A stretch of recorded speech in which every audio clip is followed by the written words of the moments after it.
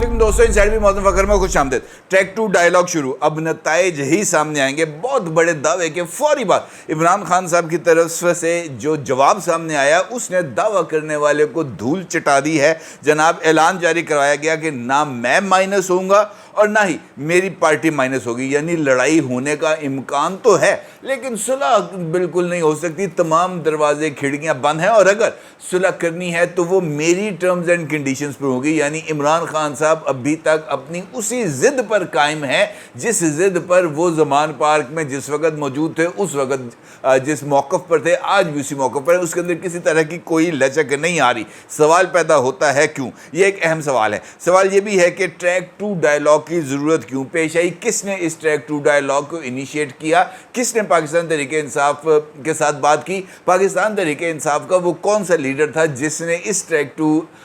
Dialogue के लिए आमादगी ज़ाहिर की और इमरान खान साहब को लूप में लिया? और फिर सवाल ये भी है और बहुत बड़ा सवाल है कि इमरान खान साहब ने ट्रैक 2 डायलॉग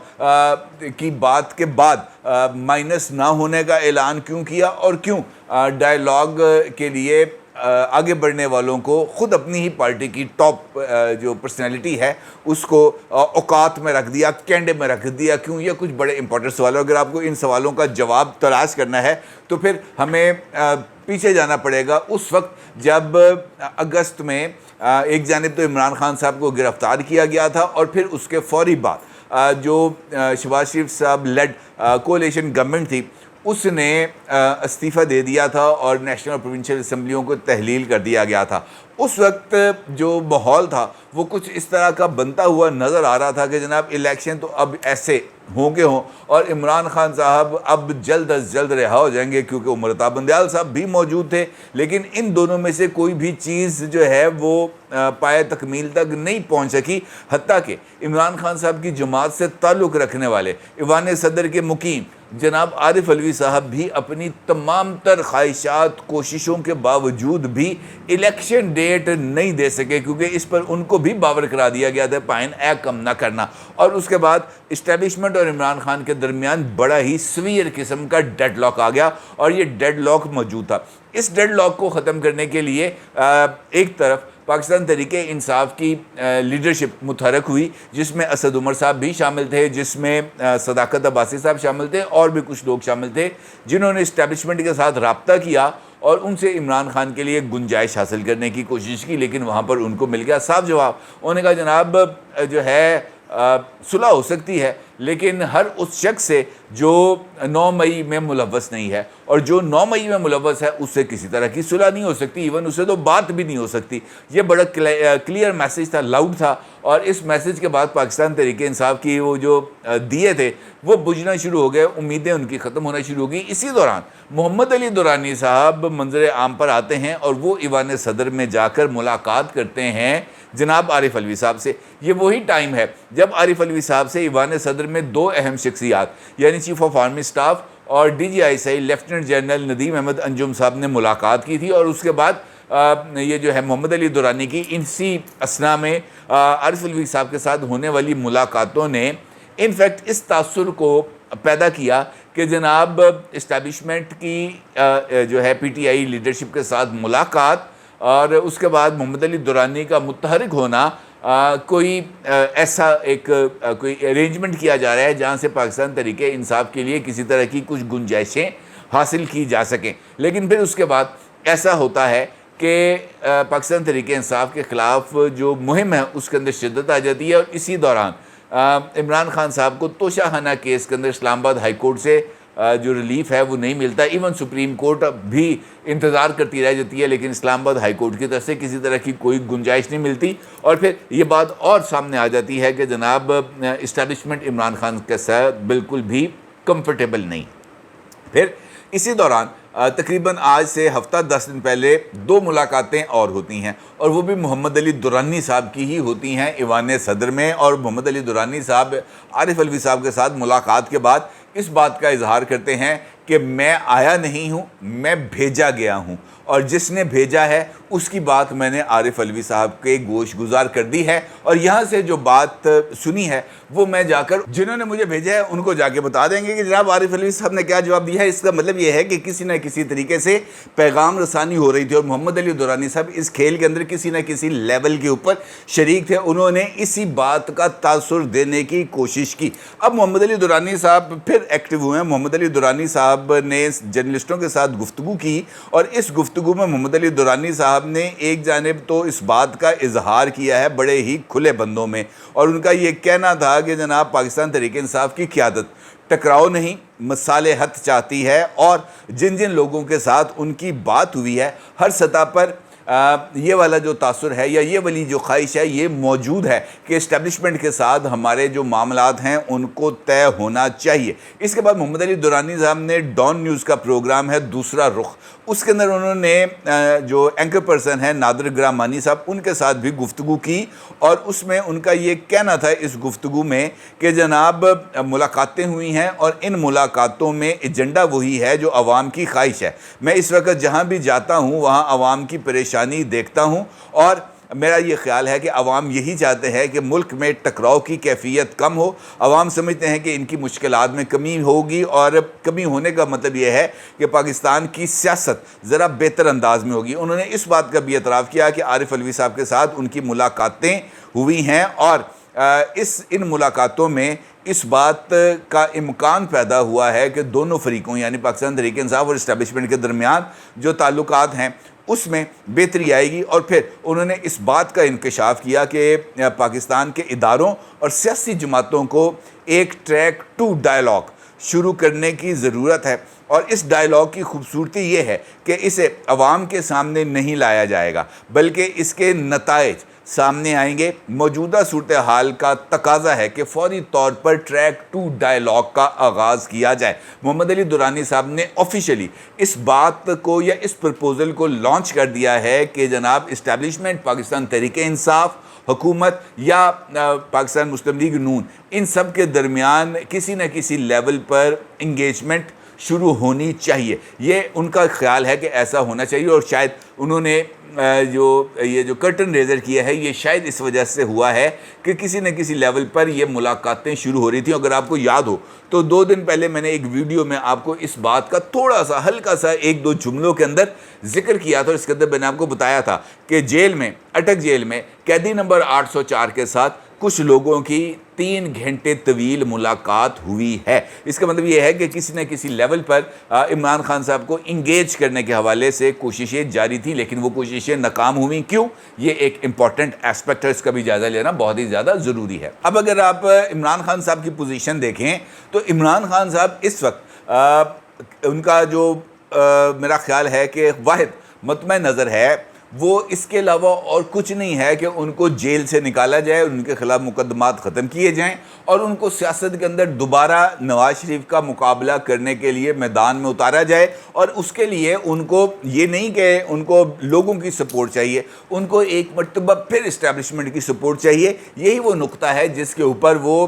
پچھلے سال اپریل سے لے کر اب تک توگ و دو کر رہے ہیں، لیکن وہ سہولت اب ان کو میسر نہیں آ رہی۔ یہ جو ریسنٹ رابطے ہوئے، ان رابطوں میں عمران خان صاحب کو پیشکش کی گئی تھی کہ جناب آپ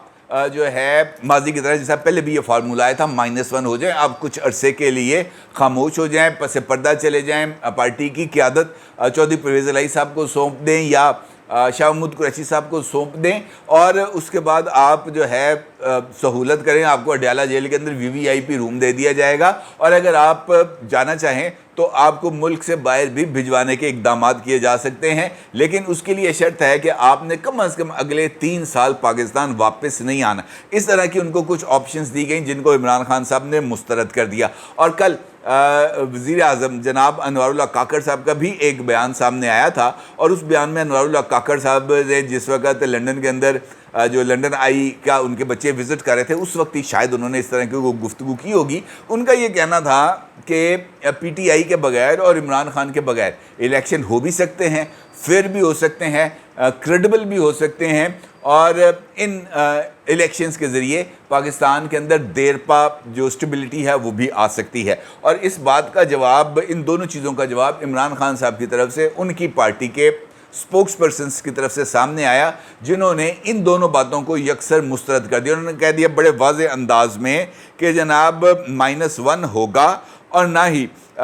وہ جو ہے اس بات پر کوئی کمپرومائز کریں گے کہ ان کی پارٹی کو مائنس کیا جائے. نہ وہ خود مائنس ہوں گے، نہ ان کی پارٹی مائنس ہوگی. پاکستان تحریک انصاف کے ترجمان کی طرف سے جو سٹیٹمنٹ سامنے آئی ہے، اس سٹیٹمنٹ میں واضح طور پر اس بات کا ذکر کیا گیا ہے کہ عمران خان کے بغیر ہونے والے کسی بھی انتخاب کو یا کسی بھی الیکشن کو قبول نہیں کیا جائے گا، اور ان الیکشنز کو غیر آئینی تصور کیا جائے گا. یعنی عمران خان صاحب اگر ہوں گے تب الیکشن جو ہیں وہ آئینی ہوں گے، ادروائز وہ الیکشن غیر قانونی ہوں گے. اور ان کا یہ کہنا ہے کہ پاکستان میں 70% عوام کی نمائندگی یا 70% عوام کی کیا کہتے ہیں نمائندہ جماعت کو انتخابی عمل سے باہر کرنا انتخابات کی ساکھ کو متاثر کرنے کے لیے کافی ہے. لہٰذا عمران خان اور ان کی جماعت واحد جماعت ہے جس کی چاروں صوبوں میں ریپرزنٹیشن ہے، لہٰذا ان کی بغیر عمران خان یا تحریک انصاف کی شمولیت کے بغیر کروایا گیا کوئی بھی الیکشن غیر آئینی، غیر قانونی، غیر اخلاقی ہوگا، جس کو ہرگز قبول نہیں کیا جائے گا. نہ صرف یہ بلکہ اس کے ساتھ ساتھ ایک اور کام کیا گیا ہے. ایک پٹیشن ہے جو سپریم کورٹ آف پاکستان میں دائر کر دی گئی ہے. یہ والی پٹیشن کا تعلق عمران خان صاحب سے قطعی نہیں ہے، کیونکہ یہ جو پٹیشن دائر کی گئی ہے، جیسے ہی میں اس پٹیشنر کا نام آپ کے سامنے لوں گا آپ کو پتہ چل جائے گا کہ جناب یہ کون سی کھچڑی چل رہی ہے، جس سے ان ڈاٹس کو کنیکٹ کرنا اور نتیجہ عکس کرنا بہت ہی زیادہ آسان ہو جائے گا. آفر دی گئی عمران خان صاحب کو مائنس ہونے کی، عمران خان صاحب نے مائنس ہونے سے انکار کر دیا، اور عمران خان نے اگلے لیول پر جا کر اس بات کا اعلان کر دیا کہ جناب میرے بغیر الیکشن ہوں گے تو ہم اس کو قبول نہیں کریں گے. کیا کریں گے اس کے بعد؟ یقینی طور پر عمران خان صاحب کا موقف یہ ہوگا کہ ہم پروٹیسٹ کریں گے، ہم میدان میں آئیں گے، احتجاج کریں گے، اور اس احتجاج کے نتیجے میں یہ جو عدم استحکام ہے یہ برقرار رہے گا. اور اس وقت عدم استحکام اسٹیبلشمنٹ کی کسی بھی صورت ضرورت ہے کہ جناب عدم استحکام جو ہے وہ نہ ہو، یہاں پر استحکام ہو. اب یہ استحکام کیسے آئے گا؟ یقینی طور پر اس استحکام کے لیے تمام کے تمام پولیٹیکل فورسز کو سیم پیج پر ہونا ہوگا. سیم پیج پر ہونے کا امکان نہیں ہے، کیونکہ ہر ایک پولیٹیکل پارٹی اس وقت جو ہے 1-all کے حساب سے چل رہی ہیں کہ جناب ایک طرف ہے، باقی تمام ایک طرف ہے، اور نہ یہ اس طرف جانے کے لیے تیار ہیں نہ وہ اس طرف آنے کے لیے تیار ہیں. لہٰذا ایک ڈیڈ لاک کی کیفیت بھی موجود ہے. دوسری جانب نون لیگ کے ساتھ بھی اسٹیبلشمنٹ کا جو اس وقت مجھے ایسا لگ رہا ہے کہ